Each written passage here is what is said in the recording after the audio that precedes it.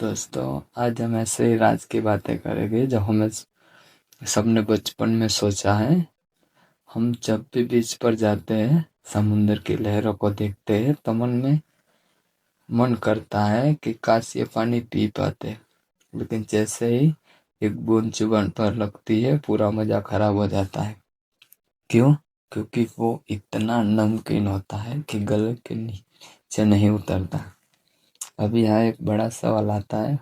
हमारी नदियाँ जैसे गंगा, यमुना या अमेज़न, इनका पानी तो मीठा होता है और ये सारी नदियाँ जाकर मिलती तो समुंदर में ही है। तो फिर इतना सारा मीठा पानी मिलने के बाद भी समुंदर मीठा क्यों नहीं हुआ?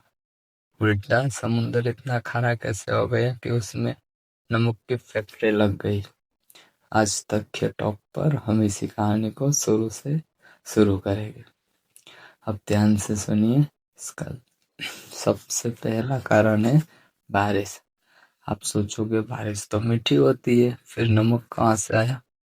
असल में जब बारिश की बूंदें बादल से नीचे गिरती है तो वो हवा में मौजूद कार्बन डाइऑक्साइड के साथ मिल जाती है। इस वजह से बारिश का पानी थोड़ा सा एसिडिक हो जाता है।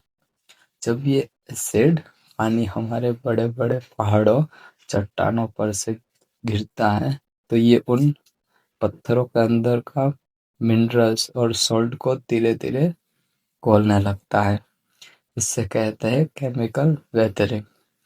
अब यहाँ घुला हुआ नमक और मिनरल नदियों में मिलते हैं। नदियाँ इन्हें बहा कर जाती है, समुद्र में डाल देती है। अब आप सोचोगे कि नदी नमकीन क्यों नहीं लगती? वो सिर्फ इसीलिए क्योंकि नदी में नमक की मात्रा बहुत कम होती है, लेकिन समुद्र में करोड़ों सालों से ये नमक जमा हो रहा है। लेकिन लेकिन सिर्फ नदियों ही गुनहगार नहीं है। समुद्र के अंदर भी एक अलग ही दुनिया है। समुद्र की गहराइयों में बड़ी बड़ी धाराएं होती है, जिसे हम हाइड्रो हाइड्रोथर्मल वेंट कहते हैं।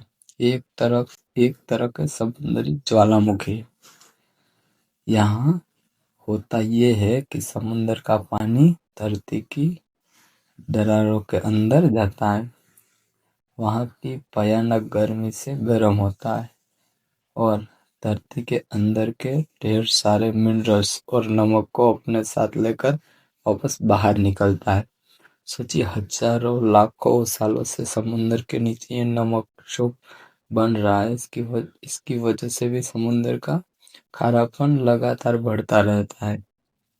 अब आपको ये और सवाल होगा कि अगर नदियाँ लगातार पानी डाल रही है तो समुद्र बाहर क्यों नहीं जाता?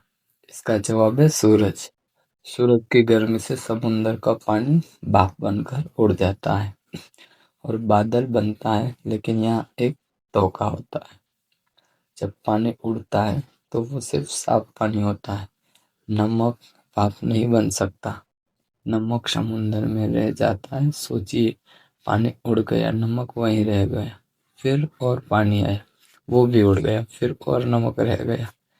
यही साइकिल करोड़ों सालों से चल रहा है। एक अंदाजे के मुताबिक अगर हम पूरे समुद्र का नमक निकाल कर धरती पर बिछा दें तो पूरी धरती पर 40 मंजिला इमारत जितनी मोटी नमक की दीवार बन जाएगी।